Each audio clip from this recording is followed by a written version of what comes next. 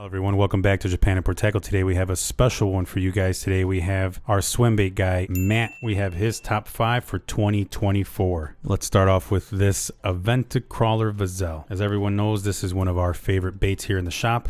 This specific color, the black flying tiger, is a Japan Import Tackle and our retail partner's exclusive color. Here, let me take it out for you guys. And here we have that color. As you can see, it's such a really cool color, very unique, especially for the Velle. Comes with the blacked out wings. Matt and Muninori's family actually were the ones who designed this color, and I think they did a spectacular job with it. I love the face, the eyes, and everything with the mouth. It just looks really, really cool. And like I mentioned this before, this bait was in Muninori's top 5, my top 5, and now Matt's top 5. And I wouldn't be surprised if it makes it onto Rick's top 5, but this bait is such a great fish catcher and easy bait to use. You could swim it a little bit faster, you could retrieve it slow and have that extreme dead slow crawl, and it's just going to look amazing in the water. And there we have it. That's the Imakatsu Aventa crawler Velle. In second place here we have another Imakatsu item that came out right around ICAST, and that's the MC Hanger Jig from Imakatsu. This is a obstacle slash brush jig, finesse jig. Obviously comes with that vertical line tie with the weight moved forward so that when you have it hanging over branches, it stays in a level ready to strike position. Matt did really good in his bodies of water with this bait, and there we have it. It's the Imakatsu MC Hanger. And by the way, if you want anything for trailers, you already know, Escape Chibi Twin, free rig shrimp, just can't go wrong. Now, since I mentioned Matt was our swim bait guy, here's his first swim bait, and it's not that big. This is a wake bait from Ice Vogle. This is the Sloth 150. Here's the box that it comes with: 150 millimeters, 1¼ ounces, or 35 grams. And look at that logo. Everyone should believe in something. I believe I'll go fishing. And the color here is 13, which is bluegill. And this has been one of the colors that we were doing really good in. Actually, Big Rick was using the hot tiger and was kicking my butt while I was using an actual natural color. So this bait is such a good bait. You could crank it down. You could keep it on the surface. It has this cotton mixed tail that absorbs water, and it gives it such a nice movement. Right now it's dry. That's why you see it all crusty like this, but once it gets water, it becomes really fluid, and it has really good motion in the water. Each box comes with an extra tail, but just wanted to point that out in case you guys get this and wonder why it looks this